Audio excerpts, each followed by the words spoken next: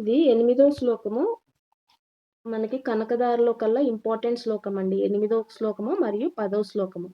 ఈ శ్లోకం తర్వాతే కనకదార కురిసిందనమాట. మొత్తం కనకదార అంతా అయిపోయిన తర్వాత కాదు, ఈ శ్లోకం తర్వాతే అమ్మవారు కరుణ చూపించారనమాట. అయితే ఈ శ్లోకంలో ఏం చెప్తున్నారు? అమ్మవారి చూపు ఇటువైపు లేదు, మొత్తం స్వామికేసే చూస్తుంది. అందుకని శంకరులు తన నేర్పరితనాన్ని చూపిస్తున్నారు ఈ శ్లోకంలో. ఇక్కడ ఏం చెప్తున్నారంటే, అమ్మ నేను ఒక చిన్న పక్షి పిల్లనమ్మా, ఇక్కడ అలమటిస్తున్నాను. మనకి చాతక పక్షి అని ఉంది. అది నేల మీద పడే వాటర్ తాగదండి దాహం వేస్తే.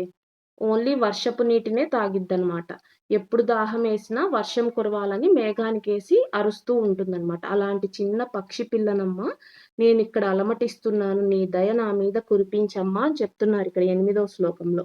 పాప కర్మ ఏదైనా అడ్డొస్తే అటువంటి కర్మని దూరంగా నెట్టేయమ్మ. దుష్కర్మ గర్మ మపనీయ చిరాయ దూరం. ఎందుకంటే నేను చిన్న శిశువునమ్మ, ఏడుస్తున్నాను నీ కోసము. ఇక్కడ శిశువు అనే బ్రహ్మాస్త్రం వాడగానే తల్లి స్వామితో ఉన్నా సరే ఆ అమ్మవారి గుండె కరిగిపోయిందంట. చూడండి, మనకి మామూలుగా కూడా తల్లి ఎంత బిజీగా ఉన్నా ఉయ్యాల్లో బిడ్డ ఏడవంగల్లే పరుగు పరుగున వస్తుంది కదా తల్లి. అలా చెప్తున్నారు ఇక్కడ. నేను చిన్న శిశువునమ్మ, ఇక్కడ ఏడుస్తున్నాను ఆహారం లేక, అలా నా మీద కురిపించమ్మా అని చెప్తున్నారు ఈ శ్లోకంలో. ఇక్కడ ఈ శ్లోకం అయిపోగలే కనకదార కురిసిందంట.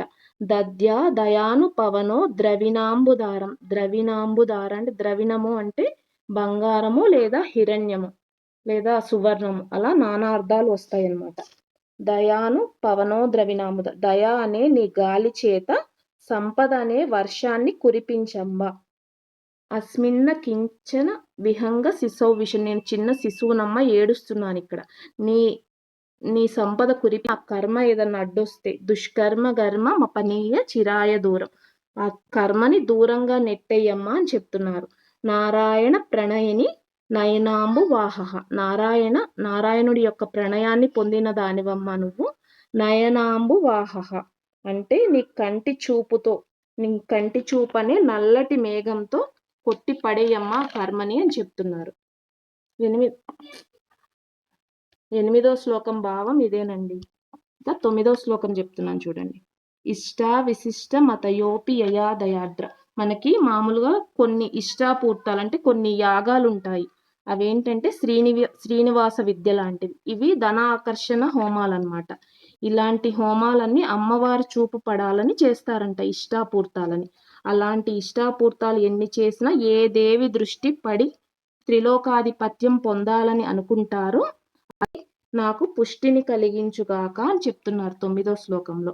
శ్రీనివాస విద్య మరియు కమలాత్మిక జపం